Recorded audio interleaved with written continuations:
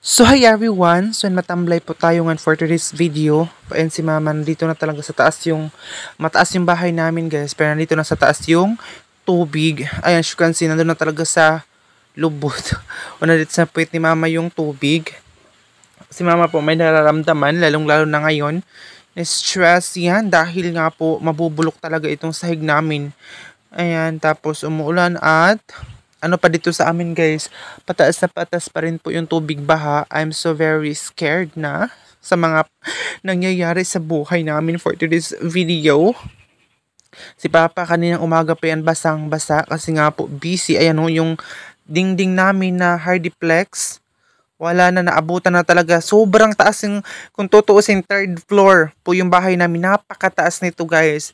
Pero ayan nga, naabutan pa rin. Ito talaga sa amin, ito ang history na napakataas ng tubig baha na nangyari sa buong buhay po namin ngayon for the first time po talaga ito. Kasi doon sa Davao de Oro or Davao, sobrang taas dun, lalong-lalo doon sa Tagum, hindi po makapagbiyahe dahil po mataas ang tubig. Dito po sa amin bumababa ang mga tubig doon. Kaya dito sa amin, pataas na pataas pa rin kahit humupa na yung ulan, patuloy pa rin ang pagtaas ng tubig baha. So ayan, nandun na talaga sa ano ni Mama yung tubig, ayan oh. Ayan, nandito na sa taas, 'di ba? Yan yung sahig namin doon sa loob. Abutan na talaga siya ng bonggang-bongga. Hindi na talaga siya ma-stop or hindi na talaga makakaya ang tubig. Nandito na talaga siya, gusto na talaga niyang puntahan yung bahay namin dito sa taas. Kaya nga nag-success po siya dahil nandito na talaga sa taas ang tubig. Andin na yan na si Papa. Kanina pa yung hindi din sila makatulog guys, 'di ba? Kung abutan ngayong gabi guys is baka nandun na kami sa bahay ng lolo ko. Muna, yung lolo ko na wala na guys, doon muna kami matutulog dahil nga po wala na kami matulugan dito. Sobrang taas talaga at hindi na kami makapunta doon sa barangay namin. Ay, hindi barangay yun, sa city talaga namin kasi medyo malayo. So, ayan yung mga sahig. Doon sa gilid guys, may tubig na talaga siya and kinukuha na yung ibang mga gamit namin dito. Nandun na sa, ayan guys, nandun na sa kusina. Ayan o, tingnan nyo guys. Ayan po yung mga gamit namin. Nandito na talaga siya. Pati yung gamit namin na doon sa baba, sa tinutulugan na Mama dati doon sa baba guys, nandito na din sa taas. Kasi nga po, ayan, ano na namin dito guys lahat. Kasi nga po malapit na talaga yung tubig. So ayan na oh, sa ilalim nito guys, tubig na yan, kunting-kunti na lang po talaga. Maabutan na talaga kami. And pataas na pataas pa rin po yung tubig dito sa amin ngayon. Hindi nyo namin guys, dahil hindi kami nag-expect talaga na ganito ang mangyayari sa amin. Dahil nga po, dati hindi ganito kataas ang tubig dito sa Agusan Mars, 'di ba? Ngayon lang talaga itong sahig namin dito sa ilalim, tubig na ito guys, 'di ba? Kaya double stress tayo ngayon dahil nga pa mga lahat po ng sahig namin guys is plywood. So, wala na talaga ito guys. Mawala itong baha. Wala na, mabubulok talaga ito agad ang sahig namin dahil sa ilalim nito, tubig na, nakababad na siya sa tubig. And kung tingnan nyo may mga puno guys, o kunti na lang, parang dagat na guys ang ano namin dito sa Agusan Mars.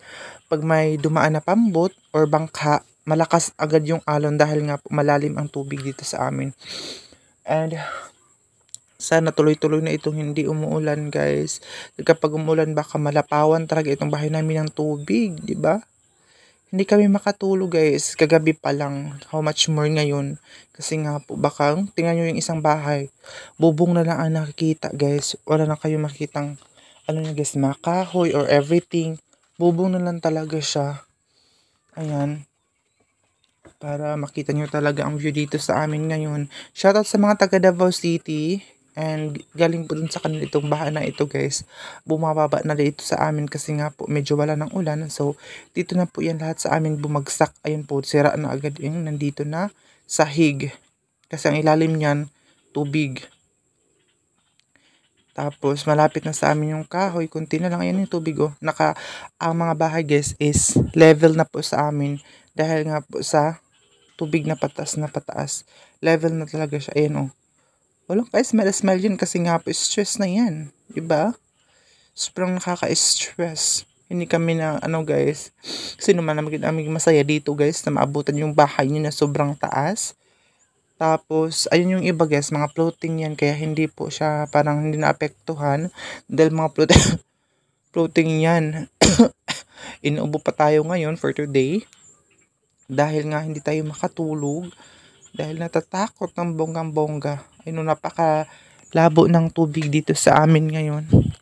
And guys, sana wag niyo pong skip yung mga ads namin for today. Kaya ayan, gusto kong ipakita sa inyo ang view dito sa amin. So, hindi muna tayo magpapakita ng ating face. Yung view lang po talaga para malaman nyo ang sitwasyon dito sa amin sa Agusan, Mars. Ayan, shoutout kay Ate Aileen. Yung bahay din niya, guys, is naabutan na din. Ayan po yung bahay namin, pink yung pambot. Pink yun din yung bahay namin. Kasi nga po, my favorite color is pink. Pero, naabutan na talaga yung bahay namin ng tubig. 'Di ba? Ayun, bahay ng tito ko, guys. Ayan siya. Ayan po, sobrang lawak na po ng tubig dito sa amin ngayon. As you can see.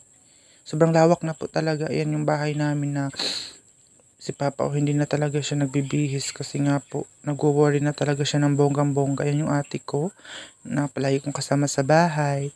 Ayan guys, oh, ay mga buwak, mga halaman ni Mama, mga bulak, wala na. Na ano na ng baha yung mga halaman niya guys. Dahil nga po sa patuloy na pagtaas ng tubig baha. Sa inyo mga pinsan ko na dito sa bahay, bumibisita kasi nga po yung bahay na floating, wala silang problema. Kami lang talaga ang problematic for this video. Dahil ayun po likuran ng bahay namin guys, oh. Nakababad na sa tubig yung plywood at saka yung dingding po namin na hardiplex. Kaya sobrang nagwo-worry po ako guys sa mga panahong ito. Dahil ganyan po ang nangyayari. Hindi po talaga kami nag-expect na maabutan ito kasi pinataas na po namin. So, maabutan pa rin siya. Parang hindi ako makaginhawa kahinga sa mga nangyayari ngayon. 'Di ba? Ayan, pinaikot ko talaga dito guys dahil para makita niyo talaga ang likuran po ng bahay po namin. Ayan oh, double ano talaga ako guys sa pag-vlog para pag mawala itong baha is makabili kami ng kahoy. I hope na lalaki yung pera natin para makabili tayo ng kahoy. Ngayong baha pa lang makabili ng kahoy para pag mawala yung baha ipapasenso para palitan agad yung sahig po namin. Kaya kailangan ako mag-vlog everyday para yung pangangailangan natin guys. Maraming salamat sa mga sumusuporta sa vlog ko palagi. And sana po na i-share niyo po ang vlog ko guys. Ayan oh, sobrang lalim na. Ayan, nakababad na talaga sa tubig yung bahay po namin guys. Kawawa yung bahay namin. I'm so sad for today's video sa mga nangyayari sa amin ngayon. Dahil naman, sino naman ang hindi magsasad dito? Mas na nga, ang ano namin guys is iniingatan namin yung sahig.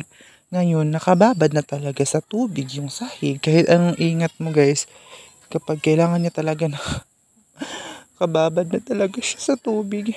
Tapos yung mga halaman po ni Mama, ayan, nakababad na din po siya sa tubig. Dahil nga po sa mataas na tubig baha. As you can see naman guys, oh, diba? Ayan po yung mga ibang bahay dito sa amin. Nakalutang pa rin dahil nga po floating ang bahay nila. Yung sa amin talaga is sobrang sad. Ayan, dahil po hindi kami floating. Guys, please huwag niyo pong skip yung mga ads ko at saka i-follow niyo po ako sa aking Facebook account na Gian Campos po yung Facebook account. I-follow niyo po ako guys. Nandun po sa comment section po ang aking Facebook account. Salamat po ng bonggang-bongga.